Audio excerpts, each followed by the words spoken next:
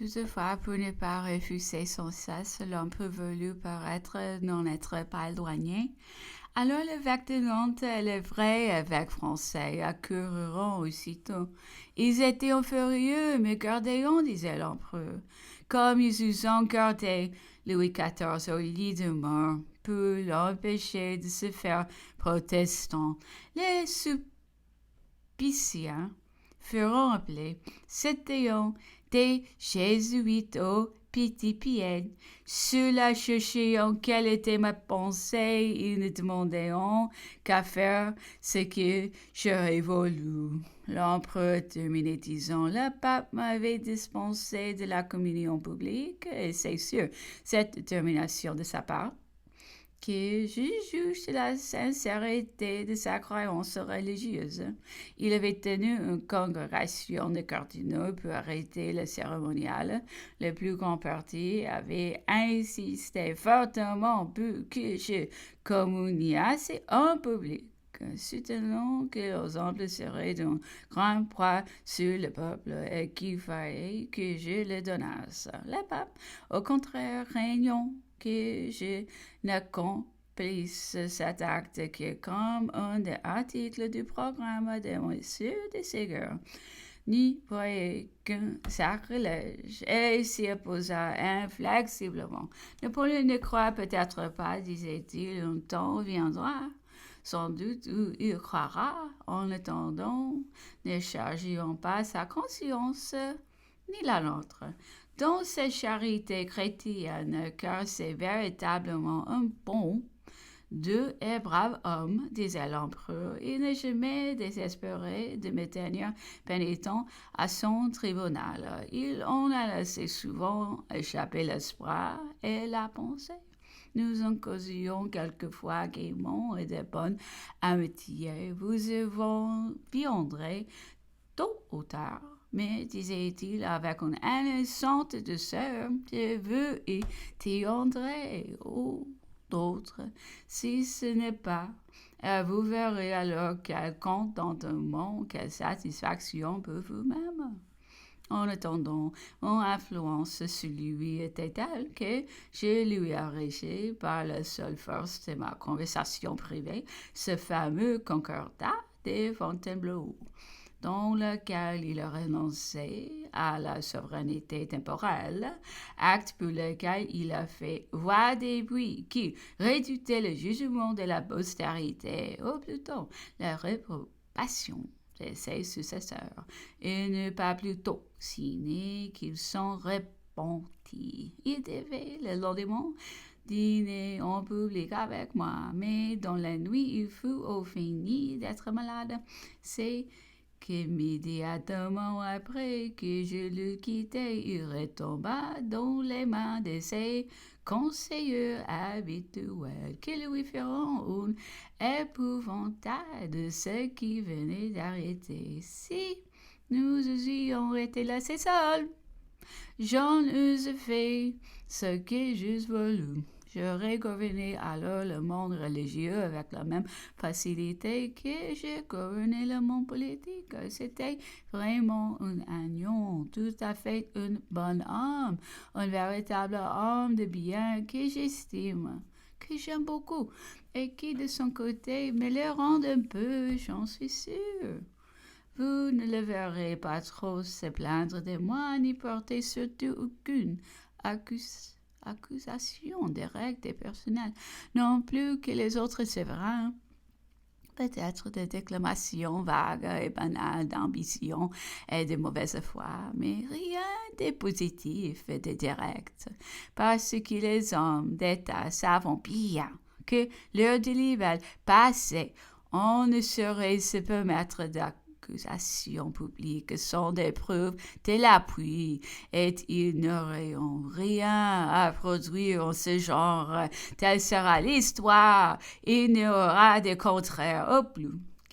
Quelques mauvais chroniqueurs assez bornés pour avoir pris des radotages, des coteries, des intrigues pour des faits authentiques, ou bien encore les mémorialistes qui, trompés par les erreurs du moment, seront morts avant d'avoir pu se redresser quand on connaîtra la vérité de mes querelles avec le pape. On s'étonnera de tout ce qui fit souffrir à ma patience, car on sait que je n'étais pas endurant. Lorsqu'il me quitta après mon couronnement, il partit avec le secret dépit de n'avoir pas obtenu de moi les récompenses qu'il croyait avoir méritées. Mais quelque reconnaissance je lui eusse portée d'ailleurs, je ne pouvais, après tout, trafiquer des intérêts de l'Empire pour l'acquis de mes propres sentiments, et puis j'étais trop fier pour sembler avoir acheté ces complaisance. À peine eut-il le pied sous le sol italien, que les intrigants, les bruyants, les ennemis de la France profiteront de cette disposition pour s'en saisir en de cet instant toutefois hostile de sa part. Ce n'était plus le doux, le paisible, qui à remonter se digne avec Desmoulins, qui s'était proclamé de ses bonnes heures dignes des lumières de son siècle. Sa signature n'était plus opposée qu'à la suite d'actes tenant bien plus des Grégoire et des Boniface que de Louis. Rome devint le foyer de tous les complots tramés contre nous. J'essayais vainement de le ramener par la raison. Il ne m'était plus possible d'arriver jusqu'à ses sentiments. Les torts deviendront si graves, les insultes si patentes, qu'il me fallut bien agir à mon tour. Je me saisis donc de ces forteresses, je m'emparai de quelques provinces, j'ai fini même par occuper Rome, tout en lui déclarant et en observant strictement qu'il demeurait sacré pour moi dans ses attributions spirituelles, ce qui était loin de faire son compte.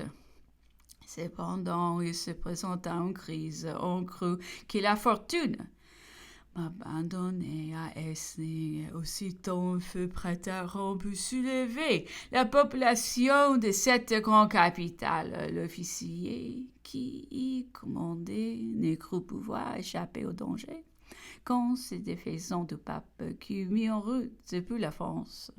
Un tel événement s'était opéré sans autre, et même il me contrariait fort.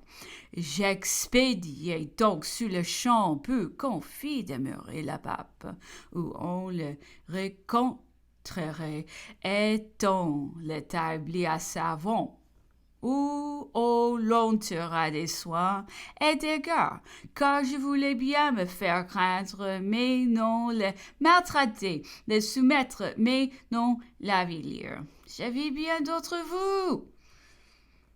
Ce déplacement ne fit que croître les ressentiments, les intrigues. Jusque-là, la querelle n'avait été qu'étude pour elle. Les meneurs du pape, dans l'espoir de relever leurs affaires, la compliqueront de tous les mélanges du spirituel. Alors, il me fallut les combattre aussi sur ces points.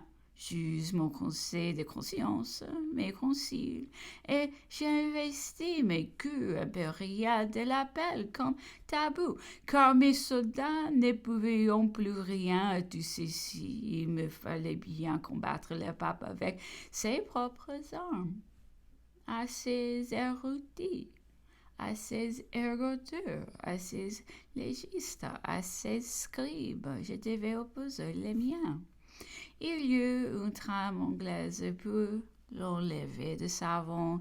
Il me servait, je les fis transporter à Fontainebleau, mais là devait être le terme de sa misère et la régénération de sa splendeur. Tous mes grandes vues étaient accomplis sous le déguisement et le mystère. Je vais amener les choses au point que le développement en est infaillible, sans nous effort et tout naturel. Aussi voit-on le pape les consacré dans le fameux concordat de Fontainebleau, en dépit même de mes revers de Moscou.